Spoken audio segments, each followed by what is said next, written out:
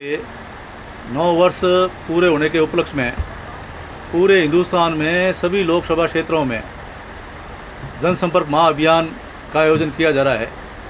उसी श्रृंखला में जैसे मोर्चों का सम्मेलन है, प्रभुजनों का सम्मेलन है, बड़ा विशाल सम्मेलन है। इस प्रकार से राष्ट्रीय नेता आ रहे हैं और सम्मेलन होते हैं। हमारे यहाँ भी लोकसभा क्षेत्र जोधपुर में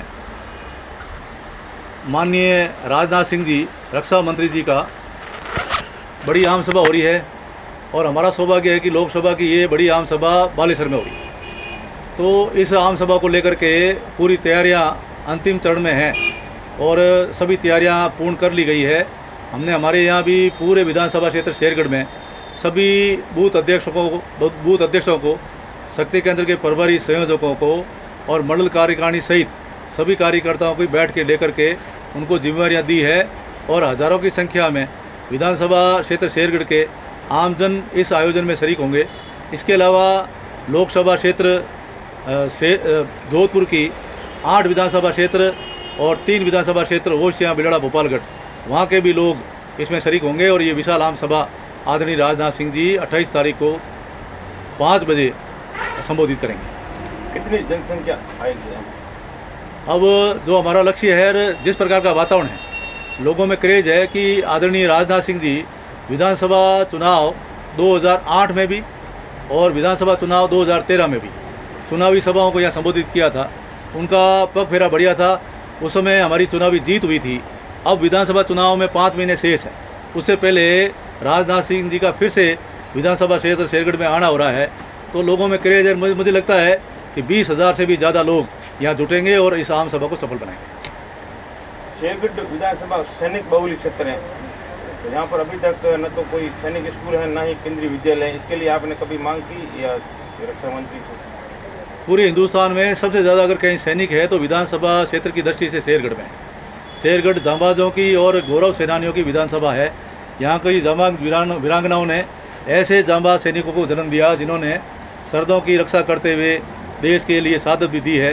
तो ऐसे में हमने कई बार इसको विधानसभा में भी उठाया, प्रश्न भी लगाए, ध्यानाकर्षण भी लगाए और उसके अलावा राजस्थान की तत्कालीन मुख्यमंत्री आदरणीय वसुंधरा जी ने भी केंद्र सरकार को पत्र भी लिखे, फोन से भी कहा। और पिछला जो विधानसभा चुनाव था 2013 का, उस समय धीरपुरा में बड़ी आम सभा हुई थी। उस समय आदरणीय राजनाथ सिंह जी पधारे थे और सभी आम जनता के बीच में हमने एक ही मांग रखी थी कि हमारी एक ही मांग है कि 2014 में जब केंद्र की सरकार बनती है तो उस सरकार में इस विधानसभा क्षेत्र को केंद्रीय विद्यालय की सौगात मिलनी चाहिए।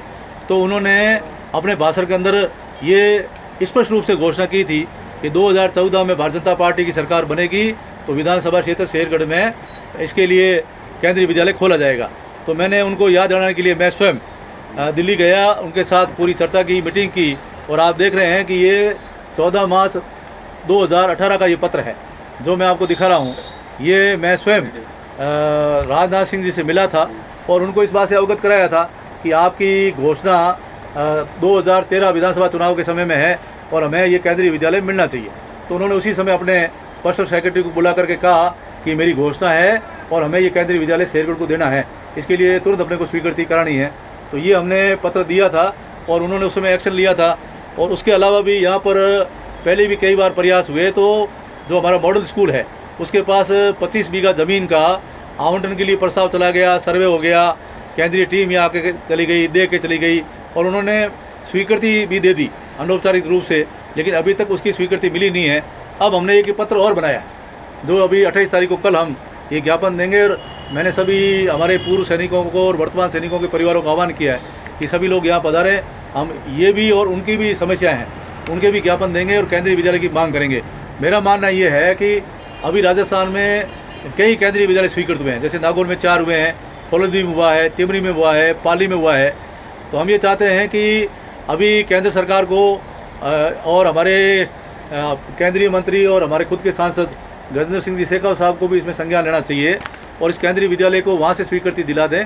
उसके बाद में जो भी यहाँ पर उपयुक्त ज़मीन होगी वो हम ज़मीन अलॉटमेंट कराने में मदद करेंगे, सहयोग करेंगे और जो आवासीय परिसर होगा उसके लिए भी यहाँ संसाधन उपलब्ध कराएंगे।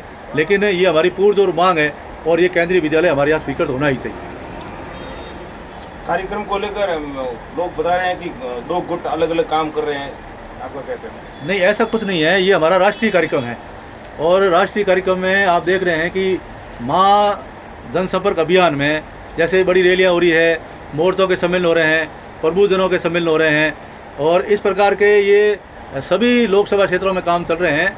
तो ये राष्ट्रीय कार्यक्रम है, भारतीय जनता पार्टी के सभी कार्यकर्ता मिलकर के लगे हैं। यहाँ तक कि पूरे ज़िले के, हमारे ज़िले के प्रभारी हैं, वासुदेव जी देवनानी जी को यहाँ प्रभारी बनाया है, नारायण सिंह जी को बनाया है और यहाँ ज़िले के जो संगठन के प्रभारी वो हैं, जिलाध्यक्ष हैं।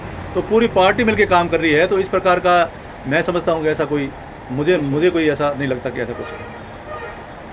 कल के कार्यक्रम लेकर आप जनता से क्या अपील करेंगे? मैं आम जनता से आह्वान करना चाहूँगा कि लगातार आप आम जनता के आशीर्वाद से 2014 में और 2019 में केंद्र में नरेंद्र मोदी जी की सरकार बनी है और ये आने वाले विधानसभा चुनाव और लोकसभा चुनाव की तैयारियों को लेकर के ही जनसंपर्क का अभियान चल रहा है।